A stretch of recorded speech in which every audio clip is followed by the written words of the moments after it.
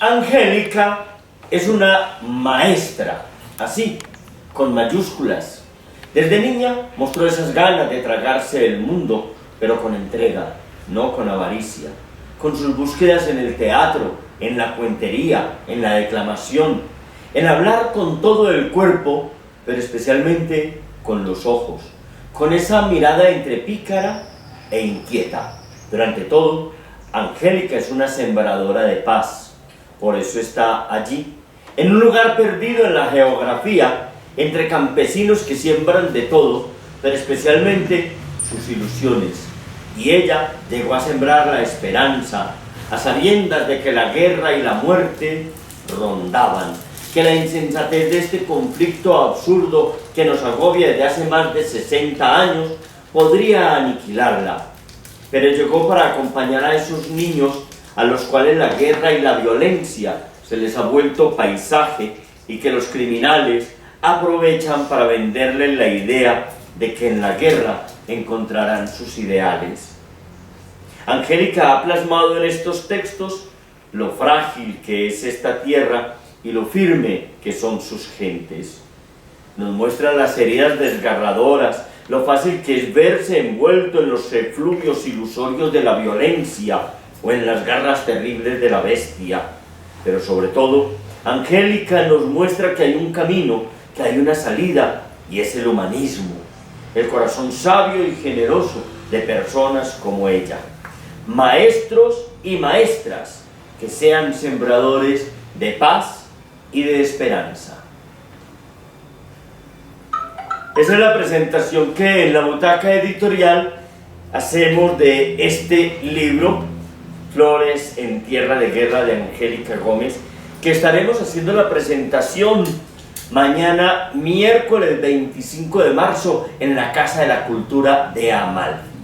Así es que los esperamos a todos los amalfitanos y personas que estén por allí cerca. Es un bello libro lleno de esperanza, que narra la historia que nos ha tocado vivir tan terrible a todos nosotros, a unos más, especialmente en el campo, a los campesinos, donde les disparan de un lado, del otro, de arriba, de abajo y de todos los lados.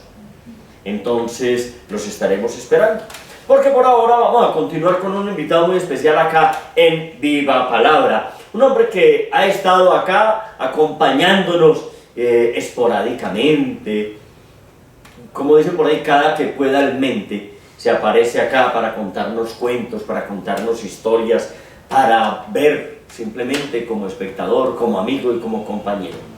En unos minutos sabremos de quién se trata. Te invitamos a que seas un constructor de este sueño. Escanea el código QR y entra a nuestra Baki Procede, donde podrás donar desde 3,000 pesos para hacer nuestros salones más grandes y el festival Entre Cuentos y Flores en nuestra sala. Escanea y sé parte de este sueño. Sí, señoras y señores, estamos acá en Viva Palabra, en la grabación de este programa con todos nuestros acompañantes que cada 8 días se dan cita acá en la Corporación Cultural Viva Palabra para disfrutar de los cuenteros y de las entrevistas, es decir, para enterarse anticipadamente de lo que va a salir en el programa dentro de 8, 10 o 15 días y les pueden hacer, ¿cómo es que dicen ahora? Spoiler. Es que por el interno me soplaron que es spoiler. Bueno, pero hoy no está doña Euforia, la estamos extrañando, pero hay buenos reemplazos entre los asistentes de doña Euforia. Le mandamos un saludo a ella cuando esté viendo el programa. Vamos entonces con nuestro invitado. Es un caminante, es un viajero, es un buscador en el arte, la cuentería, el teatro, la poesía. Bueno, que sea él mismo el que nos cuente todos estos detalles. Él es Vladimir Álvarez.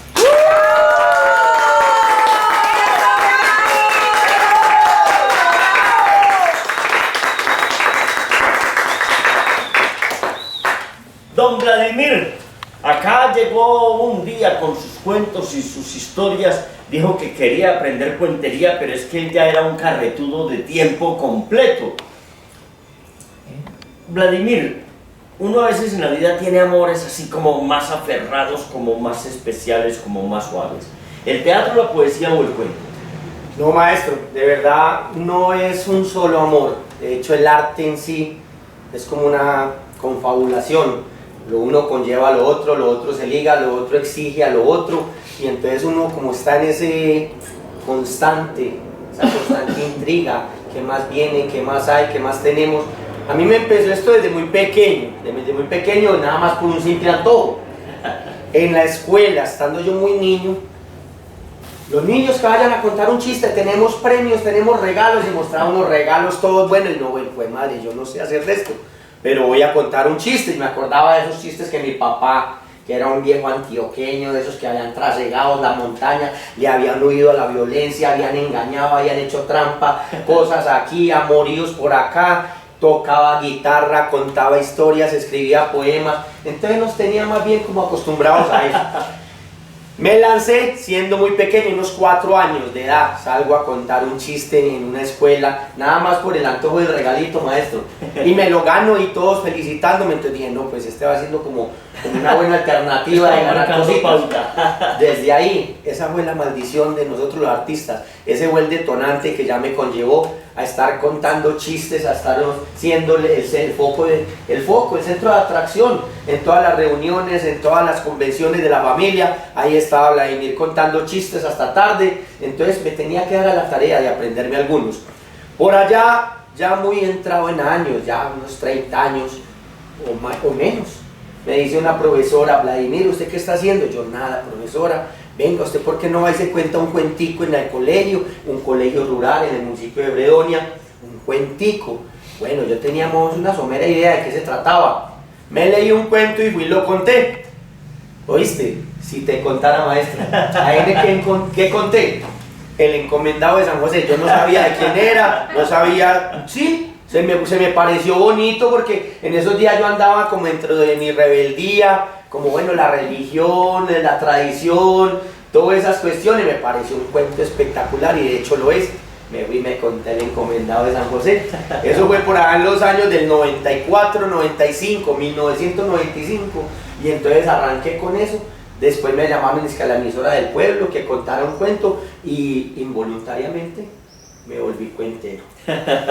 Sí, maestro, eso fue una necesidad y entonces ya me tocaba aprender a contar, inclusive por allá en tiempos de que uno está buscando como qué voy a hacer en la vida, qué es lo que quiero hacer. Me encontré un amigo que también tenía esos delirios de cuentero y entonces empezábamos a contarnos cuentos y a inventarnos cuentos y quedábamos a la tarea de que al otro día nos encontrábamos y contábamos y entonces se me dio como la idea de meterme a este mundo de la cuentería. Pero espere, Vladimir, con despacio, vamos con despacio.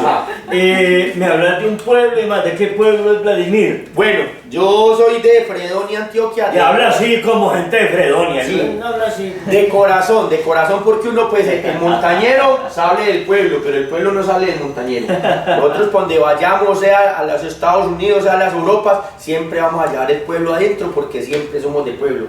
De Fredonia, Antioquia, un pueblito muy bonito allá en el suroeste antioqueño, la cuna del maestro Rodrigo Arena Betancourt, de muchos poetas, de Mario Tierra, hombre, este humorista. Mario Mosquera Mejía, Mario Tierra, por ahí en estos días me lo encontré. Gran poeta y declamador costumbrista. Muy bueno, muy bueno. Y entonces allá en Fredonia tiene uno, decía el maestro Rodrigo Arenas, en uno de sus libros, decía, hombre, aquí en Fredonia uno no tiene para dónde divisar, uno no tiene nada que ver, uno simplemente tiene el universo. Entonces el maestro miraba las estrellas, miraba el infinito y él se enfocaba en sus musas, en sus obras, en sus relatos y en sus picardías, porque pícaro sí era el viejo. Lo conocí personalmente y era una belleza de ser humano. Te tomaste los aguardientes con el maestro Rodrigo. Whisky, chimbilas, whisky, que decía el hombre, una belleza. Muy bien, hombre Vladimir. Bueno, ¿qué tipos de cuentos te gustan más? Bueno, de hecho, a mí me llama mucho la atención el cuento coloquial, la tradición paisa, el personaje narrativo, ese campesino arriero que trasegó. Es más, ahora tuve la oportunidad de enfocarme más en las historias de Pedro Rimales, Josiaca, de Toñito. Me encantó mucho porque estaba introduciendo en estos últimos días la trova al cuento, acordándome de esas vivencias de Ñito Restrepo y Josiaca, que Ñito Restrepo, como todos sabemos, fue uno de los principales copleros de aquí, de los primeros copleros por allá en el 60, 70, de acá de Antioquia. Y entonces eso me vi que se conjugaba, bueno, chévere, contar y trobar al mismo tiempo. Y también la poesía. Yo también me gustó declamar. Lo de la poesía fue algo como muy... me llegó así de repente. Me pusieron a declamar por ahí en Titiribí. ¿Todo le llegó de repente? Sí, de repente. Porque es que mira, yo era muy amigo del exdirector de la Casa de la Cultura en Fredonia, y entonces él veía que yo era extrovertido y que hacía muchas pendejadas, y cuando uno tiene cara de loco lo mandan a hacer locuras. Entonces me dice, hombre, Vladimir, necesito que vas para Titiribí, que hay un concurso allá de cuentería. Y yo me voy y arranco. Cuando llego a Titiribí no era concurso de cuentería, ya estaba inscrito, ya me habían dado pasaje, ya me habían dado almuerzo. Hombre, lo que venís es a declamar. Y yo, a declamar, yo ahora ¿con qué pago este almuerzo? ¿Con qué pago estos pasajes? No, me tocó declamar. Y me acordé de unas poesitas que me había leído por allá en mis tiempos de infancia, de Rafael Pombo, de Julio Flores, poesías que le había escuchado a Antonio José Ochaíta y cosas así. Entonces, bueno, vamos a declamar, y me le metí a la declamación y les gustó. Entonces, de ahí para acá también seguí combinando la declamación, la poesía a esta vida artística, porque es que esto se vuelve una necesidad. Si uno no lo hace, es como cuando uno no va a Cuba. Y uno va a sentir como más ganas y hasta que ya no aguanta y se va. Entonces, así mismo es el arte. Tiene uno que hacer eso, o si no, graves. Bueno, Vladimir, y con el teatro, porque es que también te he visto haciendo teatro y comparsas y cosas así. Bueno, el teatro fue también desde pequeño. Yo me acuerdo que una vez en la escuela me chocaban mucho sociales, me chocaba mucho me gustaba la matemática, me gustaba el español, pero lo que era sociales, que democracia, que esas materias me chocaban mucho. Entonces surgió la alternativa, que si podíamos ingresar a un grupo de teatro, no teníamos que asistir a las clases de sociales, de humanidades, de religión, etcétera, esas clases de bajo perfil. Yo dije, no, pues aquí fue. Yo me acuerdo que estando muy pequeño, nada de 9 años, 8 o 9 años, montamos allá en el colegio esta historia de los 3 pelos de oro del diablo, una adaptación de los hermanos Grimm, y a mí me tocaba el rey Plutarco. Y yo, el rey Plutarco, monarca de la región, quiero saber qué novedades. Y así arrancaba. Entonces me gustaba y se me fue introspectando y se volvió parte de mi vida. Ya de ahí para acá, ya empecé a buscar dónde meterme a hacer teatro. Inclusive aquí en Medellín, en el área metropolitana, he colaborado con la Corporación Cultural Polichinela, que ahora está en Santa Elena, en la vereda de La Palma, que están por allá haciendo su cuento en la zona rural, tienen unos programas muy bonitos, con la Corporación Siruma, con la del maestro Juan Álvaro Romero. Aquí en Viva Palabra una vez también me les metí para hacer el brillo eterno. La luz perpetua, el fuego eterno de la luz perpetua, lo hicimos hace muchos años. ¡Qué belleza! Y así he estado trabajando constantemente con la Corporación de Ambulantes, también con quien más he trabajado yo. ¿Eventes también o no? No, con esta gente no. Estamos más bien con Polichinela, con los hermanos B, con de Ambulantes, con Siruma, haciendo teatrico, bueno, así. Ahí vemos a un hombre muy polifacético, pero vamos a ver otro cuento. Ya nos he echado muchos cuentos aquí, pero vamos a ver un cuento así en escena, no conversando conmigo, a ver si como habla canta.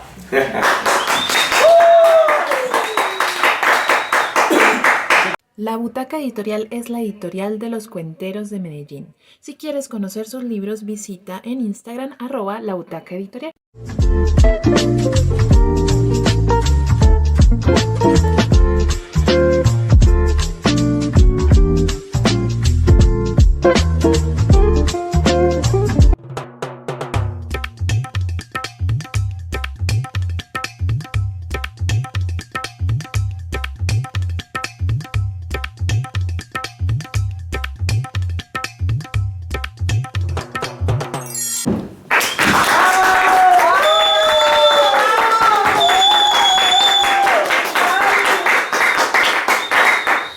esto de ser cuentero es una cosa muy dura, porque uno vive de puros deseos. Y los deseos, por lo general, se convierten en maldiciones. El deseo mío de pequeñito era tener una larga vida. Tanto así que ustedes no me van a creer que yo, aquí donde me ven, yo tenía el primer barcito que se fundó aquí en Medellín. Quedaba por aquí por la playa. Ahí juntico a la casa Barrientos, ahí tenía mi barcito.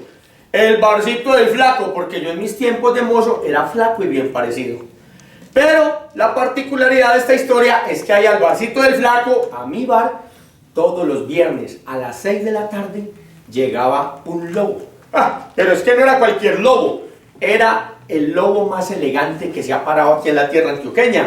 Era esos lobos de los feroces de allá de Monte Adentro. Lobo Feroz de Monte Adentro era el apellido de ese cliente. Pero todos los viernes a las 6 de la tarde, por la entrada derecha, aparecía Don Lobo Feroz.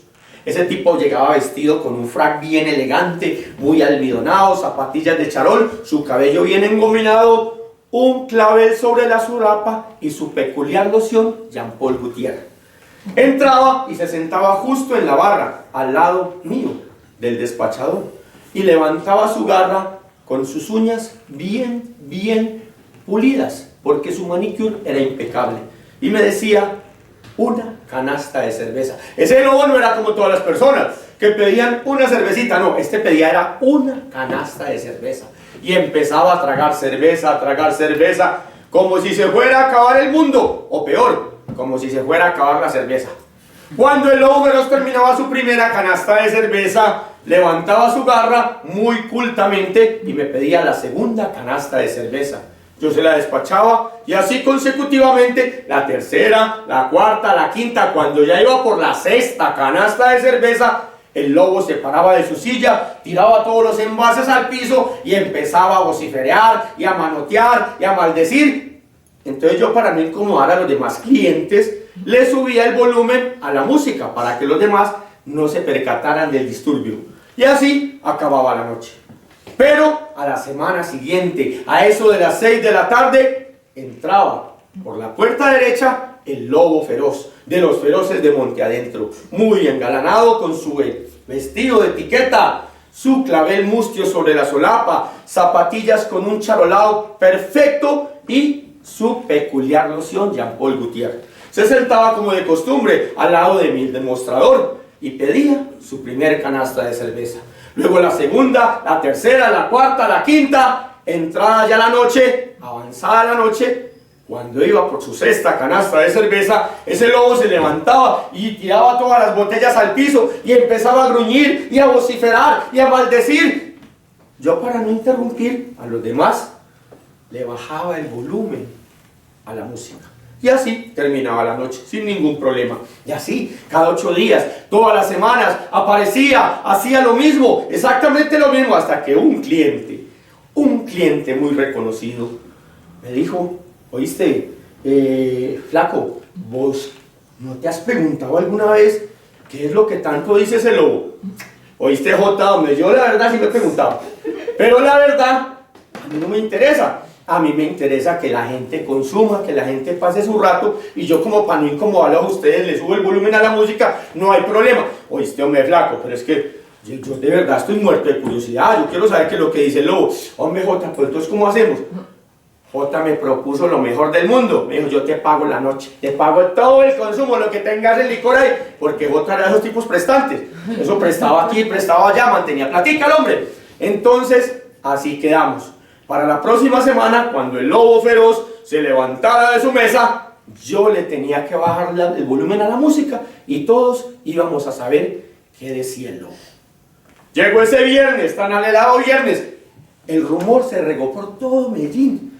Y a ese hornillo acudieron gente de toda parte, de Titiriguí, de Leconia, de Vitania, de Fredonia, de toda parte llegaron, porque se había dicho que se iba a revelar el secreto del lobo. Estaba ese bar así atestado, y llegó el lobo a las 6 de la tarde, como siempre, por la puerta derecha. Entró con su vestido de etiqueta, sus zapatos de charol, su clavel mustio sobre la solapa, su cabello engominado y su peculiar loción Jean Paul Gaultier. Se sentó, pidió su primer canasta, la segunda, iba entrando la noche, todo muy normal, pues aparte de que había demasiada gente. Cuando ya iba por su canasta de cerveza, se levantó el lobo y tiró todas las botellas al piso. Inmediatamente todos los ojos se dirigieron hacia mí y yo, como ya estaba programado, me volteé y bajé el volumen de la música. Ustedes también quieren saber qué decía el lobo, ¿cierto? Sí. Bueno, el lobo decía lo siguiente. El lobo decía: pero qué ignominia, qué ingratitud, qué injusticia tan grande. Yo, el lobo feroz, el lobo más bonachón, más buena gente que ha existido, caer en esta crisis tan horrible. Caperucita y yo éramos hechos el uno para el otro. Estábamos predestinados a estar juntos. Caperucita y yo, desde todos los tiempos, teníamos que estar unidos, nos amábamos profundamente. Nuestro encuentro fue mágico. Esos pastelitos, esa canasta llena de pastelitos, esa figura angelical. Y ella me veía, qué ojos tan grandes, qué boca tan grande, qué hermosura. Y así empezó ese romance. Éramos hechos el uno para el otro, nos amábamos profundamente. Queríamos estar el uno con el otro siempre. Tanto así que como la gente no aprobaba nuestra relación, ella me pidió que me la tragara, que ella quería vivir dentro de mí, que ella quería estar aferrada a mi corazón todo el tiempo. Y claro, uno por amor hace hasta lo imposible. Yo me la tragué y ella se aferraba a mi corazón. Pero pudieron más la envidia, los celos, la rabia, la injuria. Esa tal abuela, malvada, vieja, desgraciada, amangualada con ese cazador, que por cierto eran amantes. Se opusieron y entre los dos me cogieron, me amarraron, y ese cazador con su hacha me abrió el vientre y empezaba a jalar a Caperucita, y Caperucita les gritaba: no, no me separen de mi lobo, no, déjenme aquí quieto. Pero ellos pudieron, y con odio, con envidia, la sacaron, la arrancaron de mis entrañas. Y es por eso que desde ese momento tengo un vacío tan grande en mi panza, que vengo todos los días aquí, cada 8 días, a tratar de llenarlo a punta de cerveza. ¡Bravo! Gracias por la palabra. Gracias, Teleboyacá. Gracias, mi gente. Besos.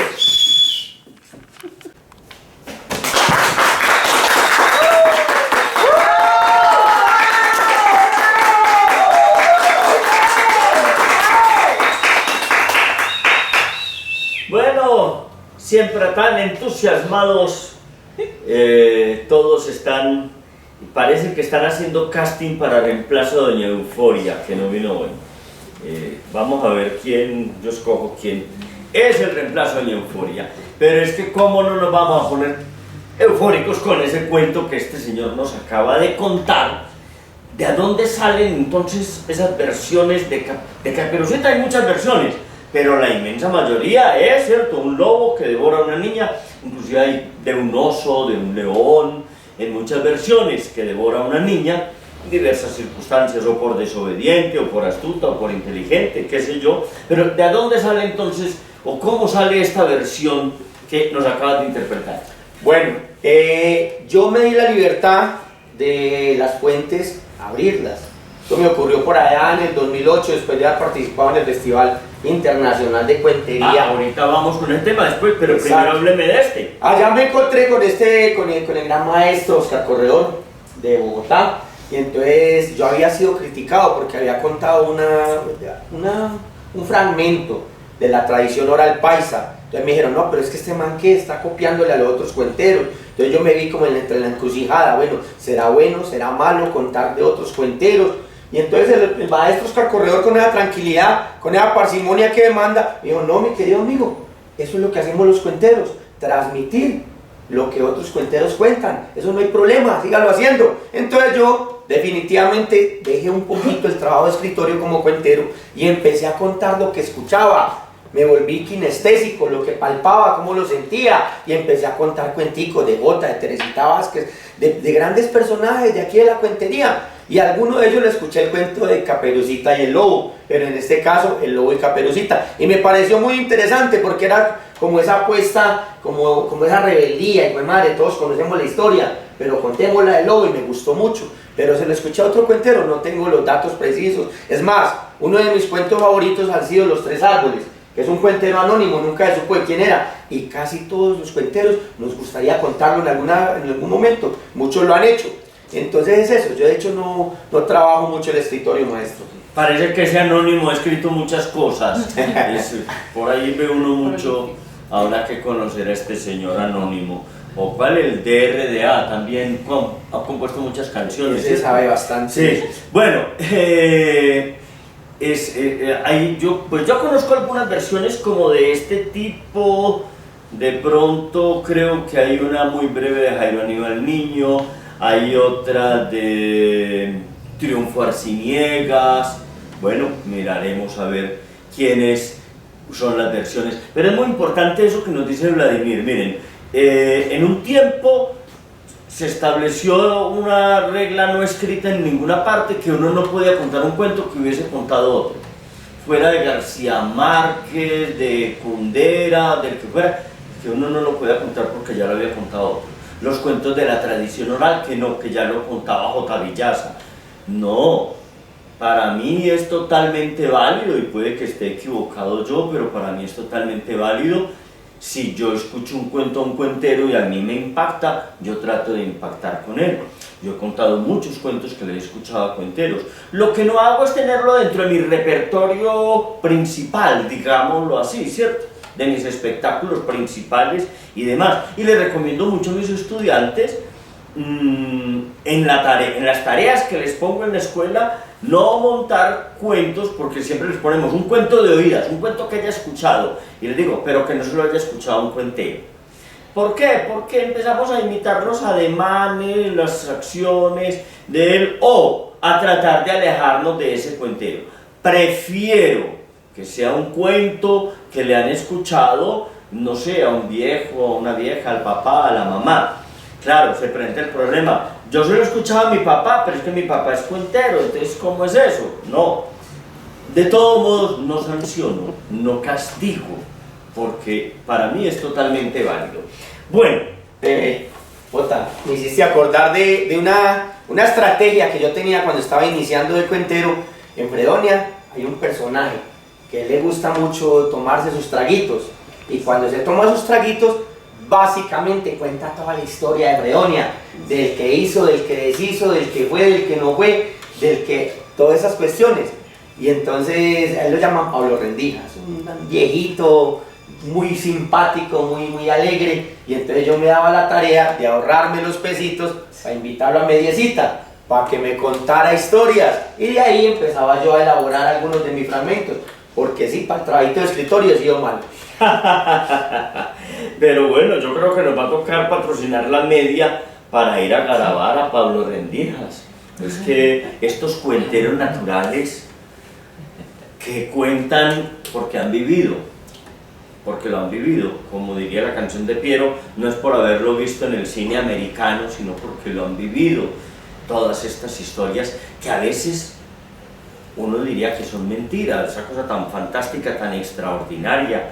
El realismo mágico tiene mucho más de realismo que de mágico, ¿cierto? Eso lo supo Gabriel García Márquez, lo descubrió, dijo, oiga, esto es por aquí, la vida, la literatura debe ir por acá, sin desconocer pues que las historias de ficción en general, pasada, presente o futura, también son maravillosas, pero las historias reales vistas desde perspectivas, ¿cierto? Algunos dirán, no, es que ese viejito es muy mentiroso. No, tiene una perspectiva propia de la historia que ha visto y ha vivido. ¿No? Y como dice el dicho, se muere un viejo de estos y es como que se acabó una biblioteca. Y combina las historias reales con la ficción. Yo me sorprendía, por ejemplo, con Isabel Allende, que empezaba a contarle a uno una historia y uno ya la estaba creyendo, cuando de repente le metía extraterrestres, le metía cosas de ficción. Y bueno, ahora sí vamos entonces. Bueno.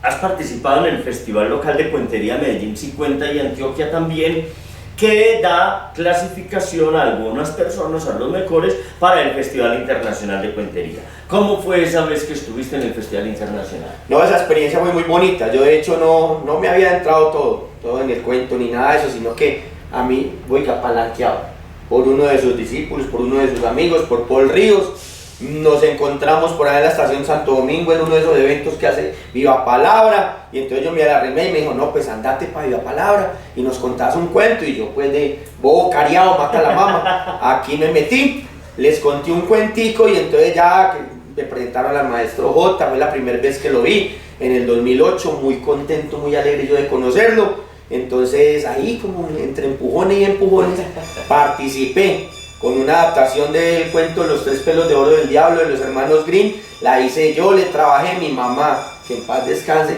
mi mamá me motivaba mucho, ella me decía, vuelva, cuéntemelo, yo ya fónico, ya disfónico, ya cansado, es que me gusta mucho, ella era como la principal fan, porque siempre que yo venía aquí a la corporación, andaba de llaverito, ella siempre quería estar acá, y era la que le encantaba mis cuentos, las otras personas no me decían, sí, está bueno, está malo, no, pero ella sí, para ella era lo perfecto, era lo mejor, como todas las mamás, entonces más bien llevado por ella, sí.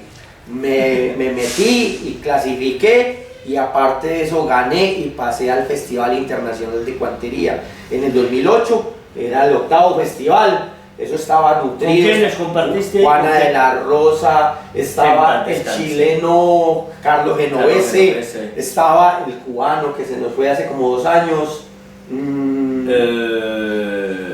Ay, Dios. Se me fue, el morenito, sí. Que tengo una historia. Lucas Nápoles. Lucas Nápoles. Por allá me soplan por el... Por allá nos soplaron Lucas Nápoles. A mí me pareció muy simpático porque nos sentábamos en las reuniones a comer y él acaparaba todas las ensaladas porque era fanático de la ensalada Lucas Nápoles. No, una serie de personajes muy hermosos.